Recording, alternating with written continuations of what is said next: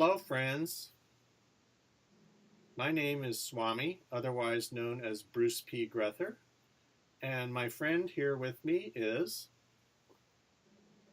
I'm Nimbas, otherwise known as Hey You. Hey, you.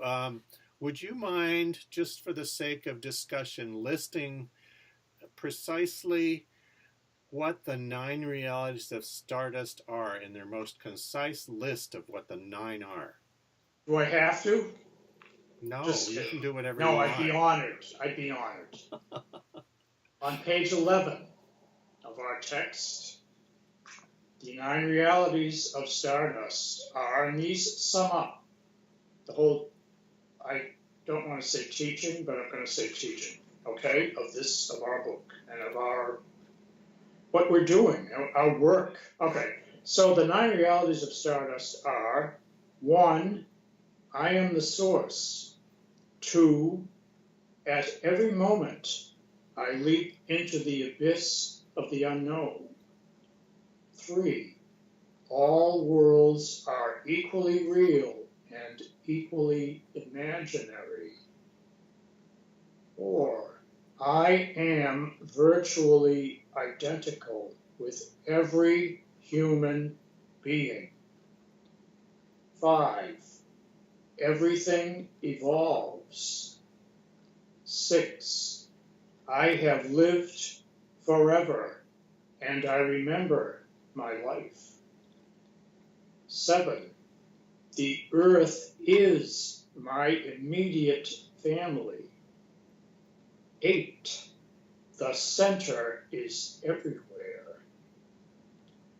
9, everything is alive. I have spoken. Okay. Well, all of this list was basically downloaded to me while I was doing sitting meditation. And all of these reflect the fact that we are made of stardust, of complex atoms that were created by the life and death of stars that blew up long ago.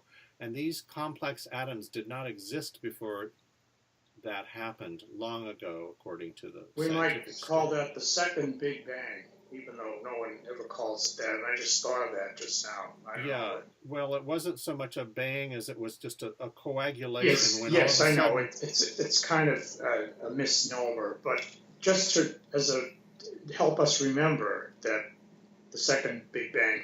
But anyway, those 9 statements or propositions, you could call them, raise 3 questions in my mind, if I may. I don't know if this is appropriate at this time, but it's all good. It's all good? Okay. The first question is, do deities exist? Okay, A lot of people don't want to go there. So. I'm going to address this according to the 9 realities of Stardust. Well, that's the whole point, yes, right? Yes, and come on, Willie, come here. If you want to make a guest appearance, come up here. My cat is visiting me. The cat I belong to. Let's keep this in perspective. Yeah, that cats were once worshipped as gods. My Egyptian never god. Forgotten it. Yeah, exactly. But the interesting thing about these 9 realities that sort of were downloaded into me, and I don't mean that to sound so pretentious, is that they all reflect the fact that we are made of these complex atoms. They have to do with the nature of those atoms. So if you ask, do deities exist? If you really understand what atoms are, it's almost as if atoms are like mythic gods. But I'm not saying that that's what gods are. In fact, words are dangerous. Well, what the 9 realities really tells me is that there are no deities that have an objective existence as spiritual beings, as embodied beings that are out there objectively real. Although I know with great respect, I have Wiccan friends and pagan friends who believe in many gods, and then there's all these religious people who believe in one God or different forms of God. There are many ways to believe. Yes. The same statement, you can believe it in many different ways, and it can mean many Yeah. different things. The point to me is that these are beliefs, and you can experience them as real if you believe them. You will experience them as real if you believe them, but I don't believe that there's actually an objective single reality or a polytheistic reality that is out there in the universe like nature is. I feel that all the things we say about deities and God are basically talking about nature and the universe Or that's out there. ourselves, even. Yes, ourselves often projected out kind of into, Mm-hmm. yeah, and so it's not this is not meaning to be evasive, but I'm really not saying that deities don't exist, but I think deities, I have great respect for the archetypal meaning of deities and kind of the Jungian sense of archetypes that are universal symbols or patterns of meaning and so forth. But I really feel that believing in gods as superheroes like Thor and Wonder Woman and Superman, I don't believe they have an objective reality. Of course, those superheroes do exist. I believe in Santa Claus. Well, when I Very was a kid, flippantly. my mother and my oldest brother heard sleigh bells going across the sky in the evening in Thailand, believe it or not. So Yeah. that seemed to be verification that Santa Claus exists. But what I'm really saying is that if you believe in something, you can experience it as real. But that doesn't necessarily mean it has an objective reality for everyone. I give my story about the old days in China. Please. On Chinese New Year, Gong Xi Fa Cai. Yes. Is in the old days in China, I'm told, I wasn't there, that in the temple, up over the altar with everything that was on it, yes, there would be a sign that said, "It works if you believe." Mm-hmm. So I don't know if that's relevant to our discussion, but I'm just absolutely. Absolutely, you know, I think that part of what the nine realities, what I came to in the process of refining this book down to a very simple, clear discussion of things is that beliefs, most of our beliefs are not necessarily valid. They're not verifiable. There's no reason to take them. Yeah, but there's no reason to take them very seriously. That doesn't mean our beliefs are all wrong. But it doesn't mean they're not important. But most of them probably are not necessarily accurate either, though. I think it's very important to be skeptical. And the Buddha would have called the questions we're going to ask questions that do not tend to edification. They're like, you don't need to spend any time on that. That's really not what we're talking about here. Yeah. What he was talking about. So anyway, all right, you have the floor. Well, what was your second question? You said you have three. Oh, okay. Well, then what about reincarnation? I like reincarnation. It's a good, what I would call a model. I can't prove it. Right. And I like it. You know, I choose my beliefs because I like them. They make me feel good. So that makes me feel better than death, judgment, heaven, and hell. They might work for you really well. Sure. Correct. And I completely respect somebody else may need some other, to keep themselves in line, they might need to believe in the lake of fire. Who knows? Whatever. Right. And I've noticed, for example, that in the sort of New Age and pagan realms and people who say they're spiritual but not religious, often there's almost an assumption, though, that you do probably believe in reincarnation and afterlife. I think it's in the air, it's in the air.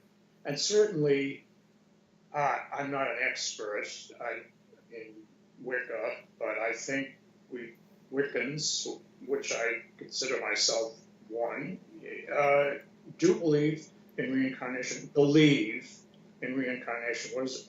Does that mean it really exists?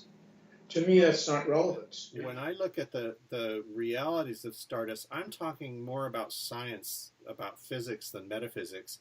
And I think that in terms of reincarnation, there is genetic memory and there's the memory of the information that the universe is composed of. It's almost as if the matter of the universe never forgets anything. And certainly our genetic memory is connected to all life that ever lived on the earth. So even if you're talking about cellular and genetic memories, it's very much like what we call reincarnation in the metaphysical sense. But I don't believe it's necessary to have kind of a metaphysical version of that. Oops, sorry about the Willie just kind of disrupted everything a little because he was getting cats jealous have a of this. tendency to do that. This is Willie, in case anybody wants to know what caused that disruption. Willie of the glowing eyes. Anyway, see you later, baby. He's a feral house cat. No, he's a wonderful predator who has taught me the importance of the balance. Cats are between Zen masters, okay? Anyway, They I have are. to throw that in. And I have an insight. We've discussed this off camera. Oh no, we've discussed things off camera. I think what your book is doing is bringing what have up to now been called science and religion together into the same subject, for which I think I've said this to you many times privately. We don't have a word yet. But anyway, that's that point. So I don't know what all this has to do, but certainly what you just said about that way of relating to reincarnation, it certainly makes sense. I have another question, if it please the court, or do you want to continue speaking of... Well, I'm thinking that maybe the matter of afterlife could be next time. You mentioned... Confucius said, Wei zhi shan, yan zhi si. If you don't understand life, why ask about death? Yeah. Okay? Yeah, okay. We've run enough things by everybody to fry their brains, or at least to fry our brains for now. And you need to cool your brains, kids. We will be back. Oh, yeah. Yep. So thank you, Nimbas, for your wisdom and your sassiness and your sauciness and your and the bell that you weren't supposed to. You said not to, but I did it anyway. I like the fact that you're so disobedient. If I suggest something, you often just decide to. Well, at my peril. Anyway. Peace and love. That's right. That's what it's about. What else is there? There's nothing else that's important.